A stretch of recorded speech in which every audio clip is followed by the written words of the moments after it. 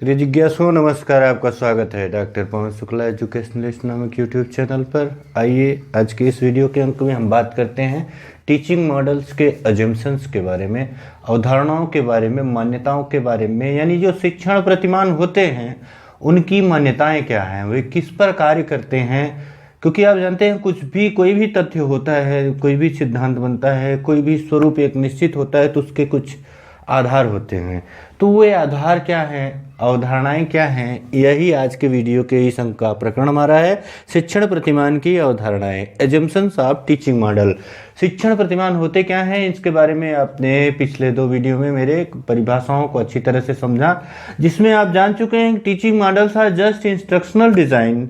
शिक्षण प्रतिमान क्या है, वे एक सूचना अनुदेशन के एक चक्रव्यूह या रणनीति या व्यूह रचना है। जो क्यों बनाए गए हैं, इनका लक्ष्य है कि ये इस तरह से जो परिवेश है उसका निर्माण करते हैं, उसको प्रोड्यूस करते हैं, उसको स्पेसिफाई करते हैं कि जो विद्यार्थी में वांछित लक्ष्य है, जो शिक्षा की प्रक्रिया आयोजित की जा रही है, उसका टारगेट कौन है, स्टूडेंट है, प्यूपिल है, कि उसमें जो वांछित लक्ष्य है व्यवहार में परिवर्तन का, उसकी प्राप्ति की जा सके।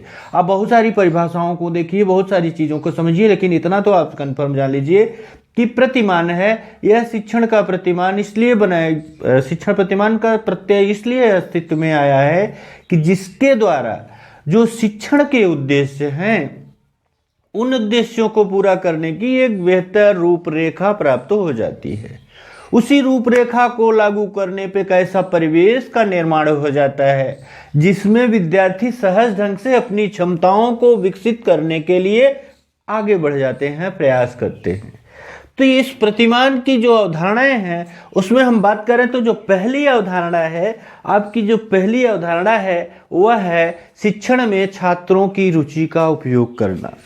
देखिए, इस अवधारणाएं तो आप बहुत सारी खोज सकते हैं। तो यहाँ जितना अधिकतम अजम्पशंस हमको मिला है, हमने देखने का प्रयास किया, आपके सामने प्रस्तुत करने का प्रयास किया है। इसमें सबसे पहली है छात्रों की रुचि का उपयोग करना। देखिए, ये कितनी बड़ी बात है कि रुचि का उपयोग करना। जब तक विद्यार्थी की रुचि का पूरा उपयोग नहीं होगा तो फिर शिक्षण का जो लक्ष्य है, जो उसके उद्देश्यों की प्राप्ति करना है, वह संभव नहीं हो पाएगी। क्योंकि तब बाधे बंधिया बाजार वाली जो कहावत है कि यानी जबरन आप किसी कार्य को करवाना चाहते हैं, वह संभव नहीं होगा। इसलिए आवश्यकता है कि सबसे पहले जो शिक्षण है हो रहा है उसमें छात्रों की रुचि का उपयोग किया जाए। दूसरा है शिक्षण सामग्री द्वारा जो आप देखिए टीचिंग मटेरियल्स जो है यूज किए जा रहे हैं, उसके द्वारा क्या करना है, छात्रों में वांछित अनुभव प्रदान करना। इसकी दूसरी अवधारणा है कि जो ऐसा क्यों किया जा रहा है कि आप कोई चीज प्रस्तुत करते हैं, फिर उसमें विद्यार्थियों को अट्रैक्ट करने के लिए प्रश्न उत्तर देते हैं माने सहायक सामग्री के रूप में, या फिर आप कुछ पढ़ा रहे हैं, तो ऐसा क्यों कर रहे हैं, इसलिए कि जिससे कि शिक्षण सामग्री द्वारा छात्रों को वांछित अनुभव प्रदान किया जा सके। यानी आप जैसा चाहते हैं, जो आपकी शिक्षा व्यवस्था चाहती है कि किस तरह का परिवर्तन विद्यार्थी में हो, उसके लिए सबसे पहले शिक्षण सामग्री जो प्रस्तुत की जाएगी उसकी अवधारणा है कि शिक्षण सामग्री इसीलिए बनाई गई है कि विद्यार्थी में जैसा चाहता है शिक्षा का वह व्यवस्था उद्देश्य, उसके अनुसार परिवर्तन हो सके।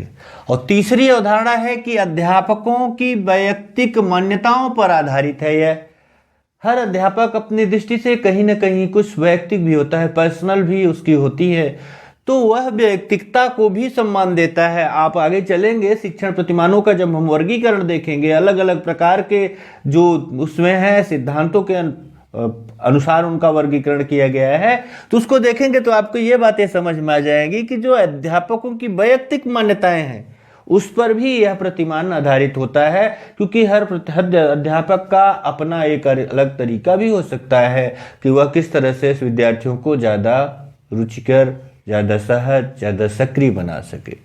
इसके बाद चौथा है अभ्यास द्वारा समस्याओं के निराकरण पर आधारित है। यह शिक्षण प्रतिमान अभ्यास द्वारा ज्यादा से ज्यादा अभ्यास रिवीजन करवा करके विद्यार्थी को इस काबिल बनाए कि विद्यार्थी जो है वह अपनी समस्याओं का समाधान स्वयं कर सके।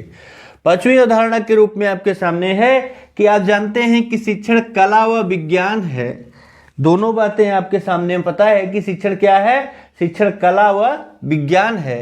प्रतिमान क्या करता है, इसको यथार्थता देता है। शिक्षण कला कैसे है, शिक्षण कला तब है जब उसको कक्षा में शिक्षक एक शिक्षण कौशलों का उपयोग करते हुए विद्यार्थी तक सहजता से पहुंचाता है।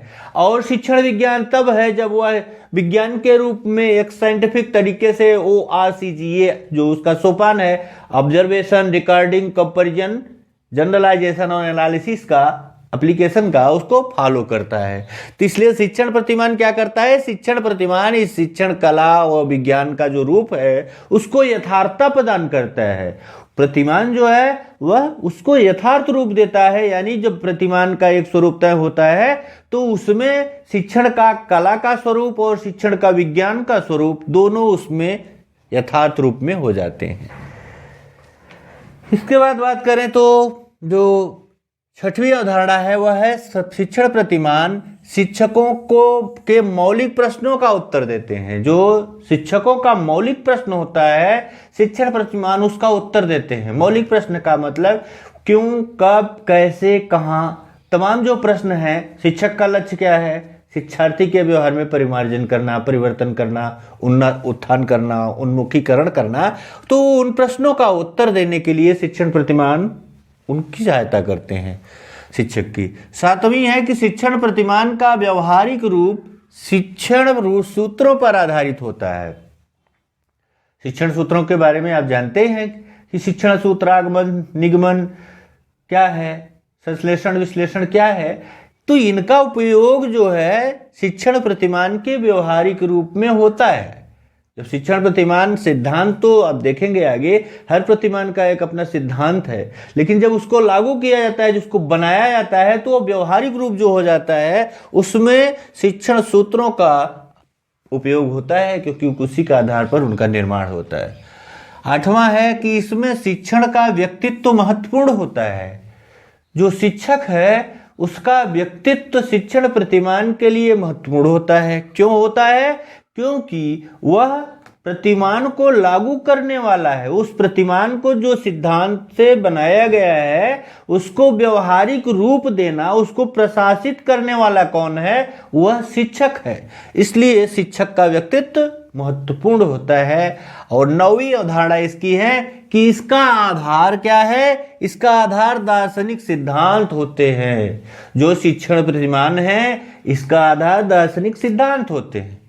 मैं तो कहूंगा शिक्षा नहीं, शिक्षण ही नहीं, शिक्षण प्रतिमान ही नहीं, पूरी शिक्षा का जो आधार है, आप 100% सत्य जानिए, 100% सत्य बात बता रहे हैं कि किसी भी शिक्षा व्यवस्था का आधार दार्शनिक सिद्धांत होता है। उदाहरण के लिए भारतवर्ष जनतांत्रिक लक्ष्य की ओर बढ़ रहा है, तो यहाँ जो सर्वे भवन्तु सुखिनः का दर्शन है वह हर जगह आपको दिखेगा। उस राज्य के सत्ता में दिखेगा, शिक्षा में दिखेगा, प्रशासन में दिखेगा, सब जगह दिखेगा।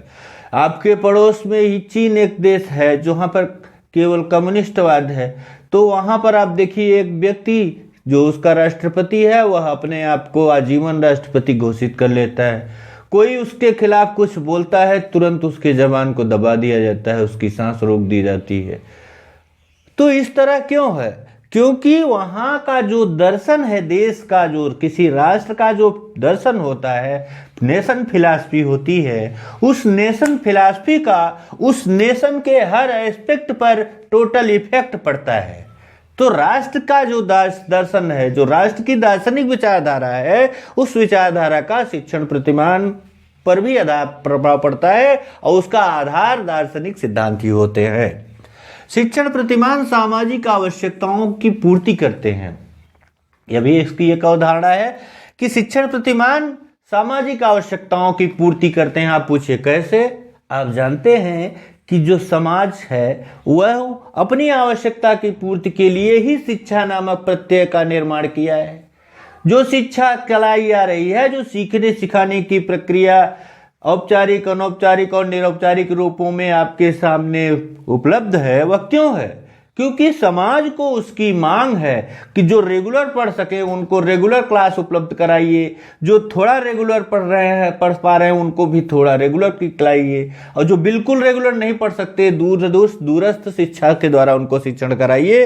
तो शिक्षण प्रतिमान भी इसी सामाजिक आधार आवश्यकता को पूर्ति करने का एक साधन है। तो शिक्षण प्रतिमान भी सामाजिक आवश्यकताओं की पूर्ति करते हैं।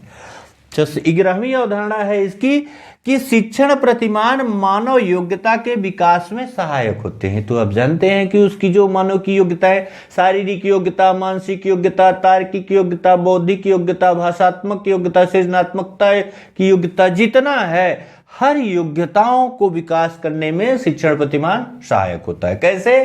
कि उस तरह के जो लक्ष्य होंगे किसी क्षमता का, जैसे मान लीजिए शारीरिक क्षमता के विकास के लिए बात की गई तो शारीरिक क्षमता के लिए खेलकूद का प्रतिमान तैयार किया गया। मानसिक क्षमता के लिए अब उसमें अलग अलग प्रतिमान तैयार किए गए। सृजनात्मकता के लिए प्रोजेक्ट टाइप के प्रतिमान तैयार किए गए। उसके सोचिए, देखिए कितना उसको सोचने का अवसर दीजिए वो कितना बेहतर कर सकता है। इसलिए शिक्षण प्रतिमान मानव योग्यता के विकास में सहायक होते हैं। 12वीं अवधारणा अब चले तो शिक्षण तत्वों की व्यवस्था विभिन्न प्रकार से की जा सकती है और जिससे विभिन्न उद्देश्यों की प्राप्ति संभव है।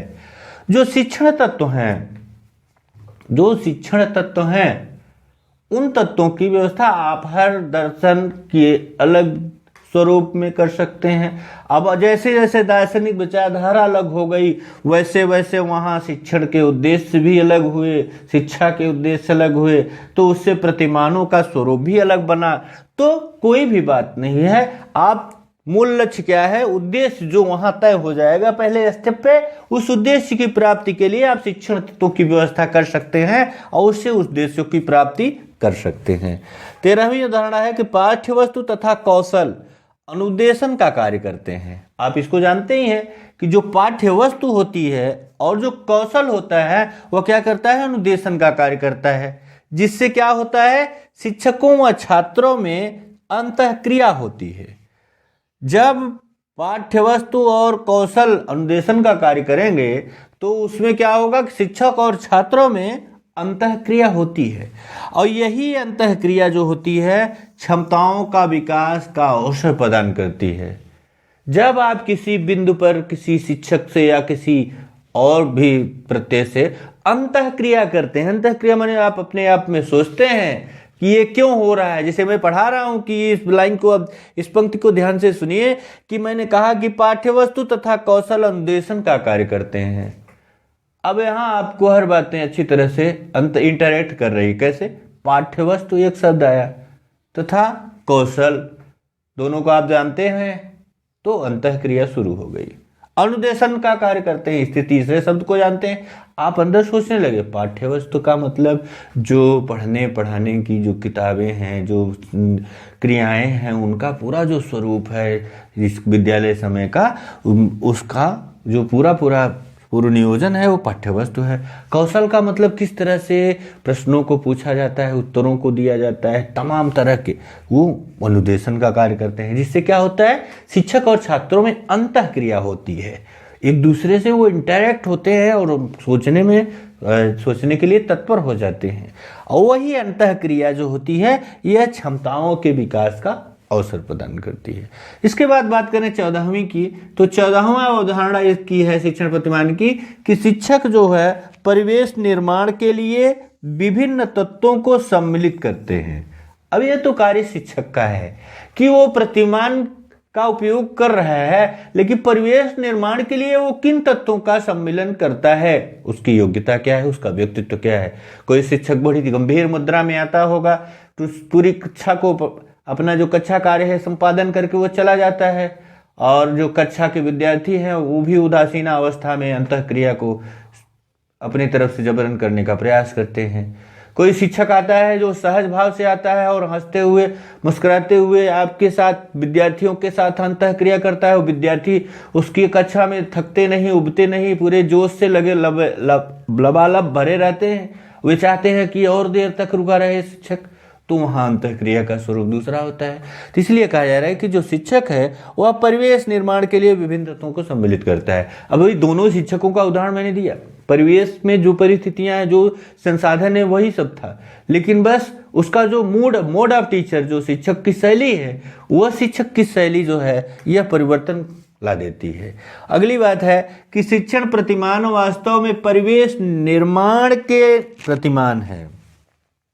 शिक्षण प्रतिमान क्या है? वास्तव में वे परिवेश निर्माण के प्रतिमान है। वे परिवेश को कैसे निर्मित किया जाए इसी पर फोकस करते हैं, जो सीखने के अनुभवों के लिए वास्तविक तथा व्यवहारिक रूपरेखा प्रदान करते हैं।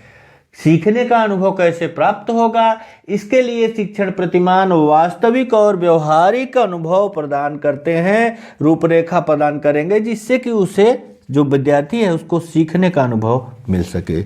अंतिम अवधारणा के रूप में देखें तो आज की जो 16वां अवधारणा है, इसके विभिन्न शिक्षण उद्देश्य शिक्षण तत्वों को अलग अलग संगठित कर प्राप्त किए जा सकते हैं। जो शिक्षण के विभिन्न उद्देश्य हैं, उन उद्देश्यों को शिक्षण तत्वों को अलग अलग करके संगठित करके भी प्राप्त किया जा सकता है। जैसा कि मैंने बताया आपको, जो दार्शनिक विचारधारा का अंतर आता है तो उसमें भी शिक्षण उद्देश्यों को अलग अलग किया जा सकता है। तो इस तरह से हमने आज के इस वीडियो के अंक में शिक्षण प्रतिमान की अवधारणाओं को समझने का प्रयास किया। जहां कहीं भी आपको समस्या हो, आप निसंकोच कमेंट बॉक्स में आइए, मैं आपको संतुष्ट करने का पूरा प्रयास करूंगा। चैनल लाइक शेयर सब्सक्राइब अवश्य कर लीजिएगा। धन्यवाद, नमस्कार।